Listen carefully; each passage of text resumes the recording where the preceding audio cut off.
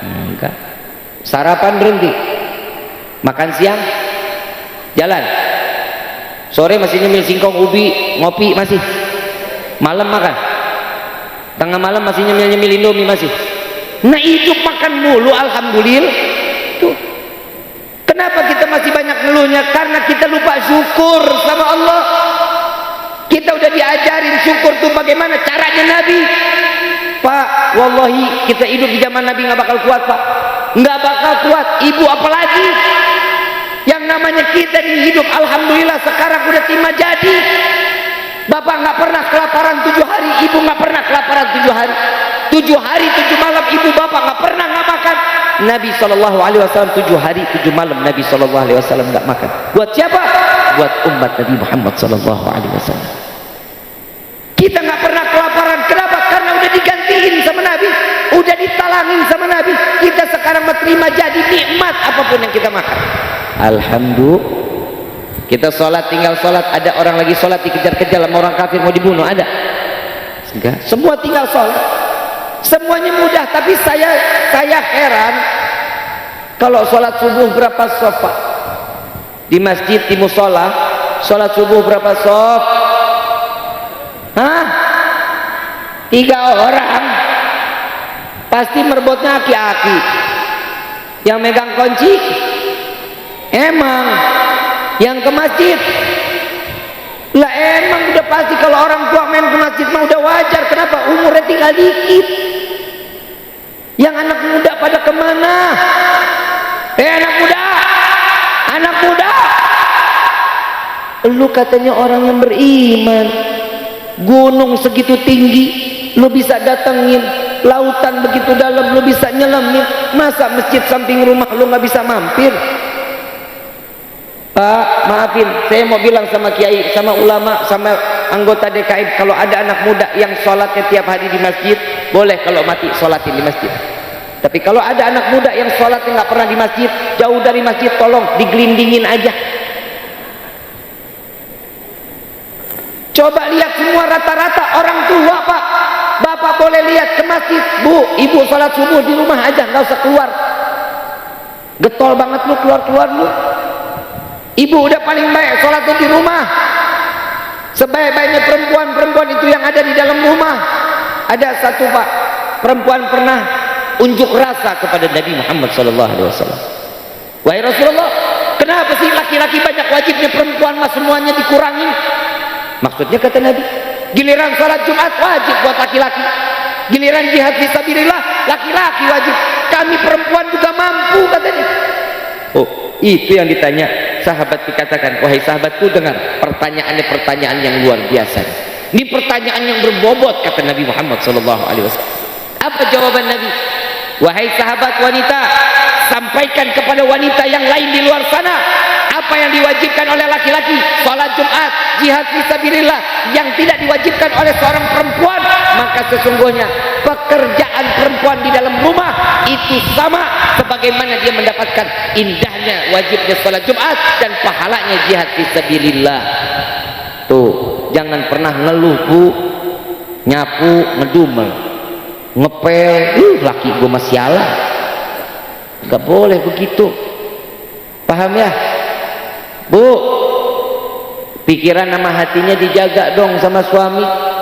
Nih pulang pegangan tangan, Bu, rontokin dosa kita. Malu gitu. Jangan pakai malu. Ntar kalau tetangga bilang lu gandengan mulu kayak gajah sirkus, biarin aja. Lah orang kan sekarang bisanya cuma ngomong doang, betul nggak? Kelihatan nggak di tisu warna apa? Ada pulpen nggak? Pulpen ada, pulpen. Nih kalau yang belakang nggak kelihatan nggak apa-apa.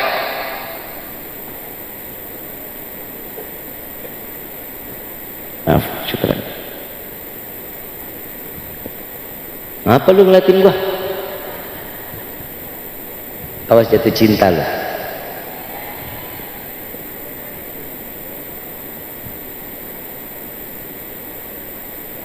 Dilihat nggak?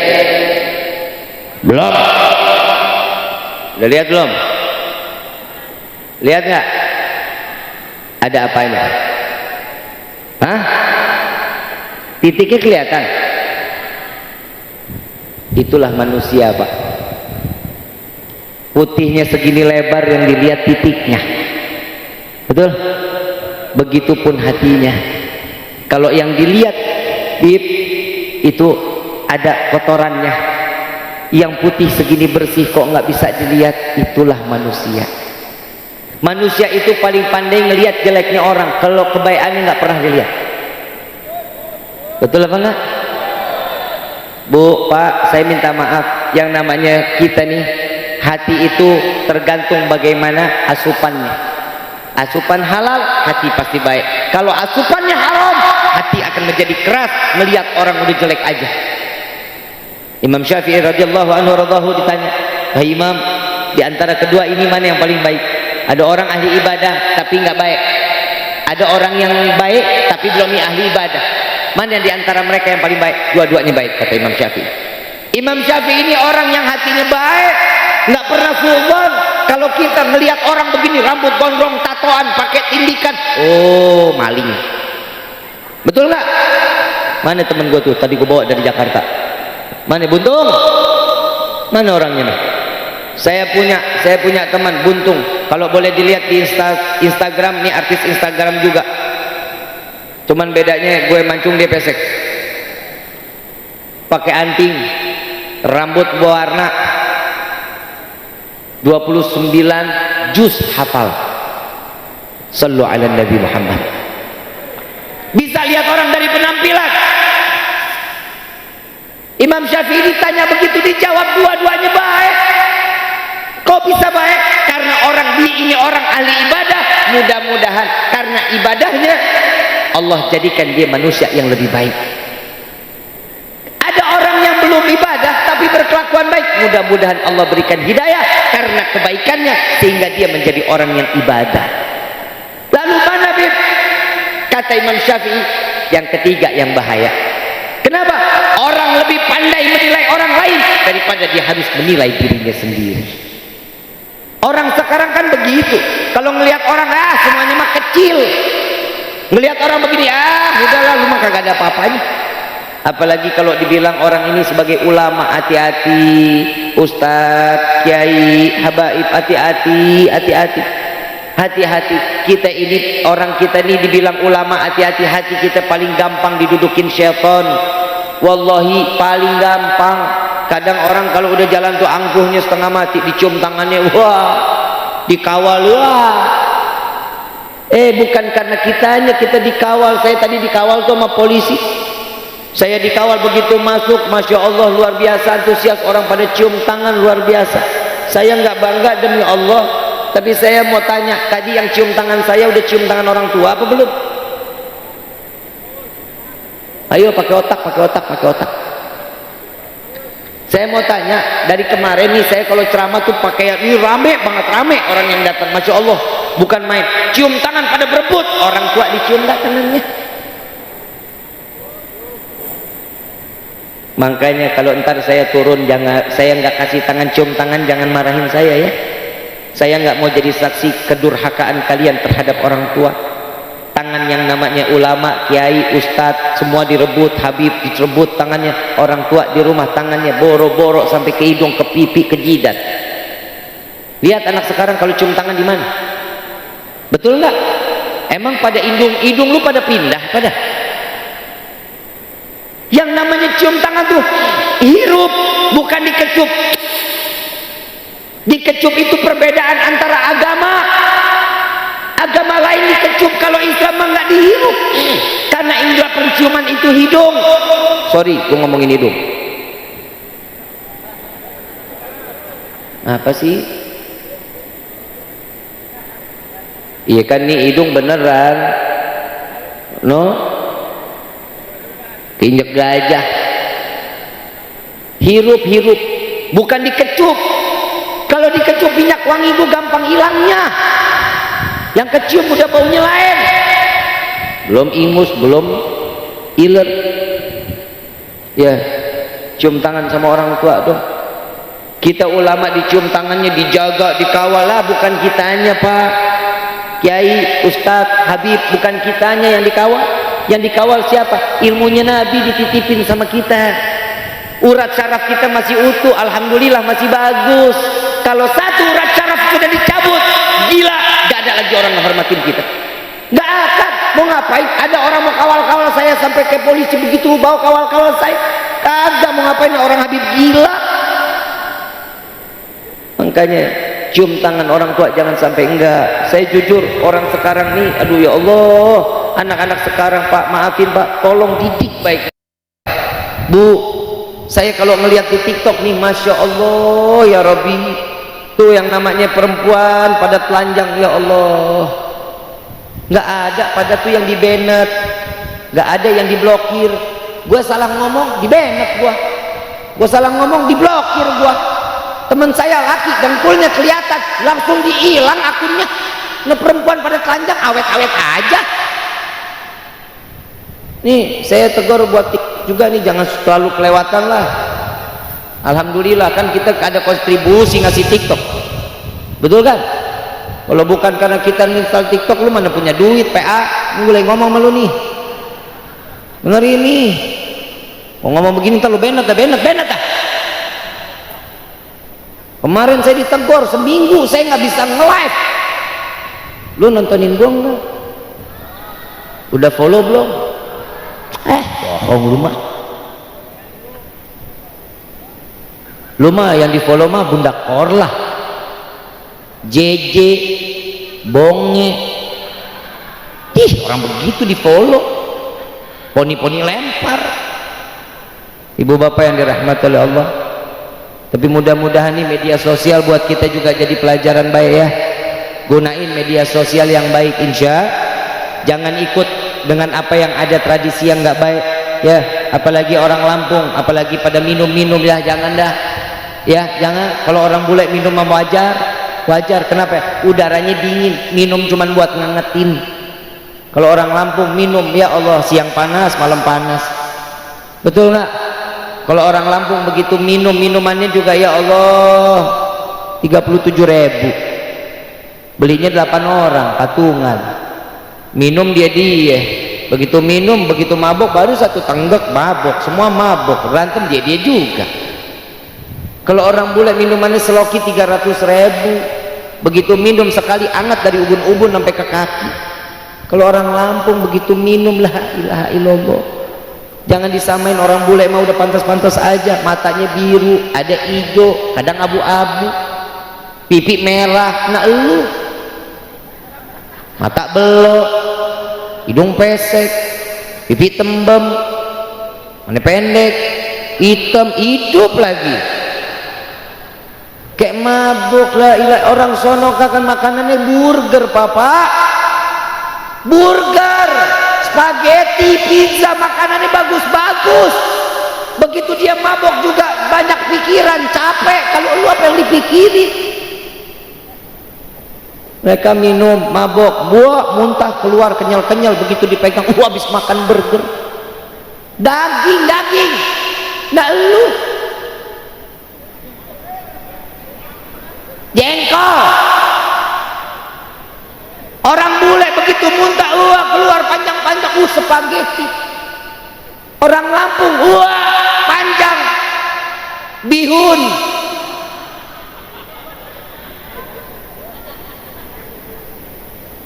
Orang bule begitu muntah, lihat pegang lengket, keju habis makan pizza. Orang Lampung, muntah lengket, pegang kerupuk. Udah, jangan pakai kelewatan. Udah, yang mereka biarin mereka. Kita cuma tugas kita jaga iman kita di hadapan Allah. Ini akhir zaman, fitnahan udah luar biasa. Pak, kita malu kita sama Nabi SAW. Ibu, doahi kita malu sama Nabi. Kita ngaku cinta. Kita ini Nabi apa yang diambil manfaat dari kita? Tunjuk satu aja. Kita ngasih manfaat buat Nabi apa? Tapi kita selalu memanfaatkan Nabi. Kita ngaku cinta Nabi, mengharapkan syafaat Nabi, tapi tingkah laku kita jauh dari ajaran Nabi Muhammad SAW. Bapak maaf, Nabi nangis buat siapa? Umat. Nabi berdarah-darah buat siapa? Umat. Nabi nahan lapar buat siapa? Tapi apa yang sudah kita pernah bela buat Nabi Muhammad SAW? Kita cuma hidup kenikmatan dunianya kita liatin aja. Ya Allah, naudzubillah. Saya kalau ngomong kayak gini Pak, hati saya kayak benar-benar diperes. Demi Allah, yang paling pintar syukur Nabi, yang paling pandai untuk bertobat, istighfar, ampunan, minta kepada Allah Nabi. Kita yang tiap hari bikin dosa, boro-boro istighfar, salat taubat pun enggak. Hidup kita udah terlena sama dunia. Setiap apa yang kita minta bawaannya mau aja kita berurusan dunia. Tapi kalau udah urusan akhirat, ntar dulu. Lihat para alim ulama kita, mereka nanti di yaumil kiamah mereka akan bangga tatkala dia berjumpa dengan Nabi, dibuka amaliyahnya dengan salat malamnya, dengan zakatnya, dengan sedekahnya. Mereka akan bangga ke hadapan Allah, diperiksa oleh Nabi, dan Nabi mengatakan, ya Allah, dengan penuh senyuman, dia adalah umatku. Bangga Nabi. Bagaimana kita? Kita yang tiap hari bikin dosa, saat kita kembali kepada Allah bawa pikulan dosa, diperiksa oleh Nabi dengan tetesan air mata, Nabi masih mengatakan, ya Allah, ini adalah umatku. Tubna ilallah, taubat kita kepada Allah. Malu kita di hadapan Allah. Kita ngaku Nabi, kita cinta sama Nabi, tapi kita nggak ada perilaku yang mengikuti Nabi. Sunnah Nabi jalani di dalam kehidupan kita.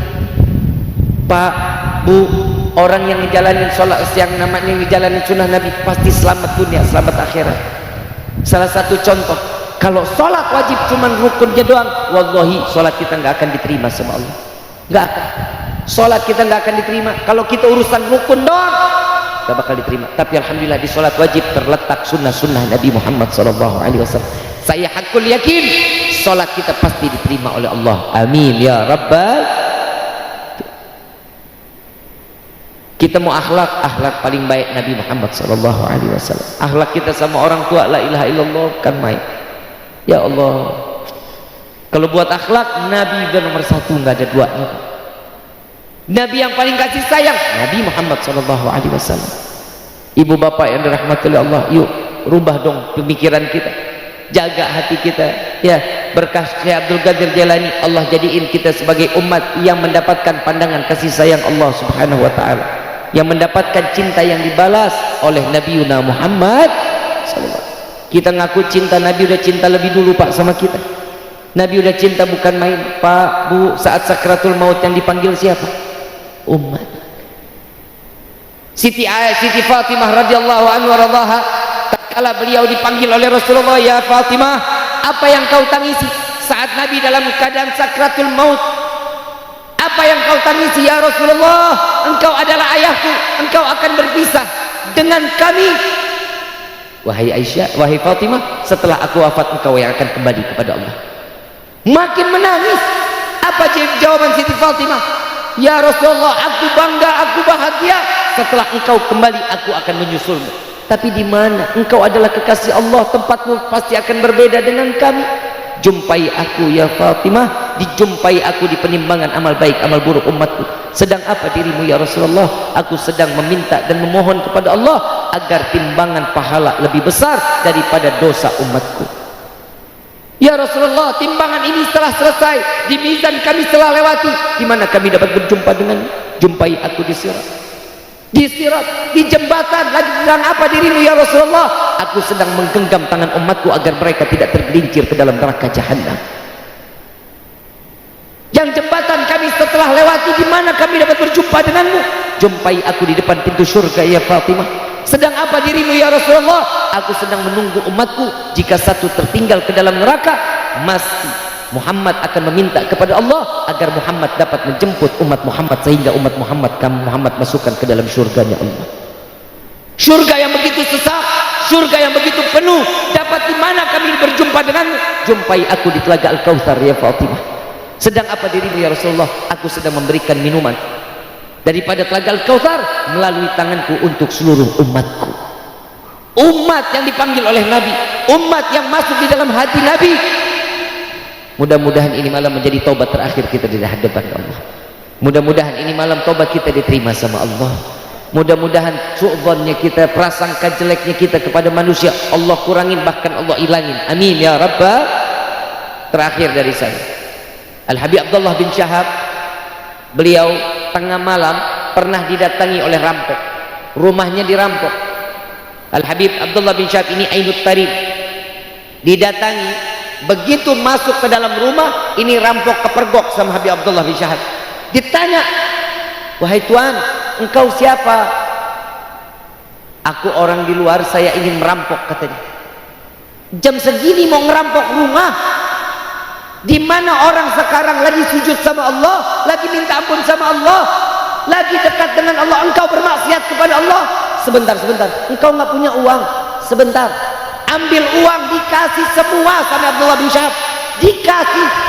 Selesai ini, tolong jangan pernah melakukan hal ini lagi. Lebih baik jam segini sholat ibadah kepada Allah. Sampai ini rampok sujud kepada Allah, minta ampun kepada Allah karena malu.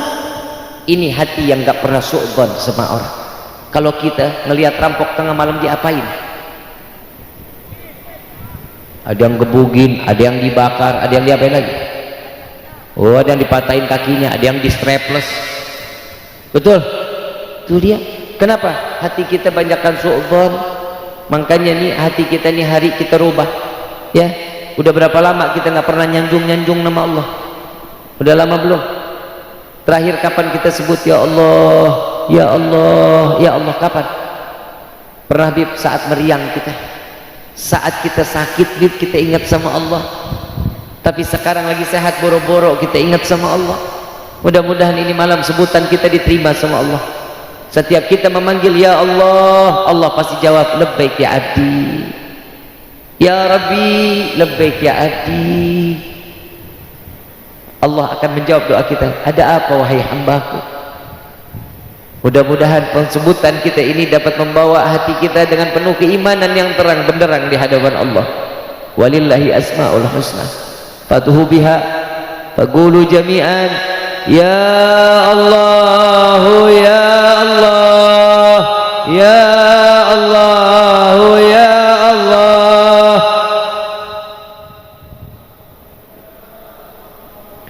Ya Allah, ya Allah, ya Allah.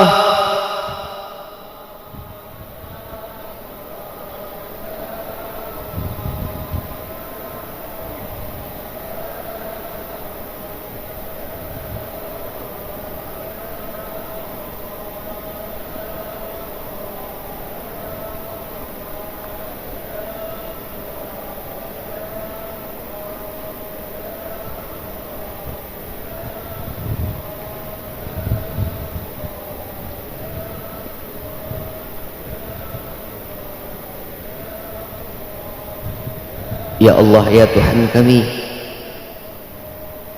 dengarkan panggilan kami para pendosa ini ya Allah. Wahai Rabbi, dengarkan panggilan kami para ahli maksiat ini ya Allah. Wahai Rabbi,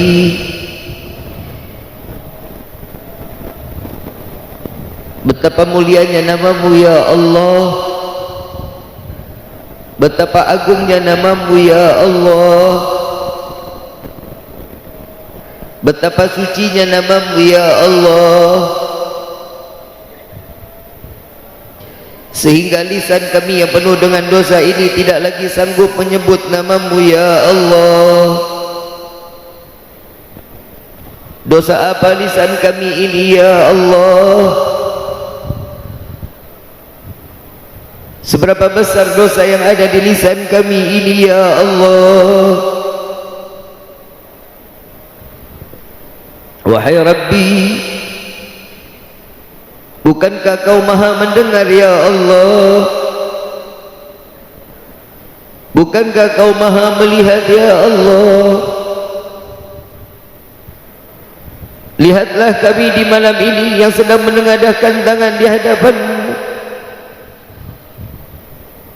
yang sedang mengemis di hadapan-Mu, yang sedang berharap ke hadapan-Mu ya Allah. Wahai Rabbi,